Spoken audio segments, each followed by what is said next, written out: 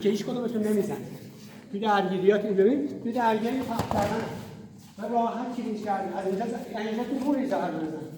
دست بکش، هر جا اومد ببین. اینجا قفل کن. آفرین. این قفل کردنه هم. ولی از این بر پرتش کن. قفل کردنه ضد حمله چه کار؟ تو پرت کردنه خیلی آسون اگه بتونی چیکار داری بکنی. اگه بدونی خیلی راحت میتونی پرتش کنی. خیلی راحت میتونی ناکوتش کنی. تو درگیری میمونی خسته میشی. طرف رو هی زور میزنی و طرف که نخوری زمین، اون نزنه نفست میباره. بعد دیگه دست پات هم نمیتونی بکنی. کلیش کردن ها درگیری ها مربی‌ها کار کن. خیلی مهمه بچه‌ها. دست پا زدن خیلی خوبه. همتون خوب دارید دست پا میزنید. تلاش میکنید. اگه هر روز هر شب دست پا بزنید باید برید کیک باکس بازی کنید. ولی تو محیط های نمیتونید. ایران پیشرفت کرده. الان تمام دارن میرن تایلند. مربی‌ها دیگه پیشرفت ماشاءالله. همین مربیایی که بالا سرتونه 10 بار رفتن تایلند اومدن. مربی خودتون همینجا.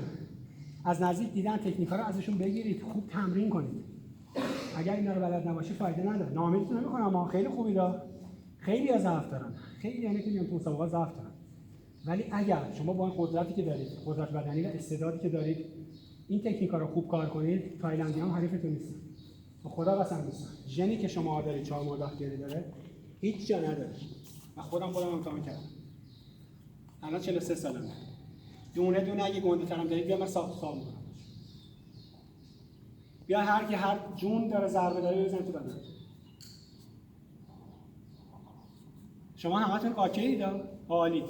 فقط ضعف تکنیک دارید. یه ذره روی تکنیکاتون کار کنید. و تکرار. همون که گفتم زانو بزن 8000 بار به راحتی تو همین دیسپلیت میتونی بزنی. همین کلیش کردن رو یکی دو تاش یاد بگیر، وقتی گیر افتادی بتونی خودت نجات بدی. نیازی نیست الان همه رو یاد بگیری یا یکی دو تاش یاد بگیر. امروز کار می‌کنیم یکی دو تاش هست. تکرارش کن. اینا تکرار کن. 1000 بار تکرارش کن.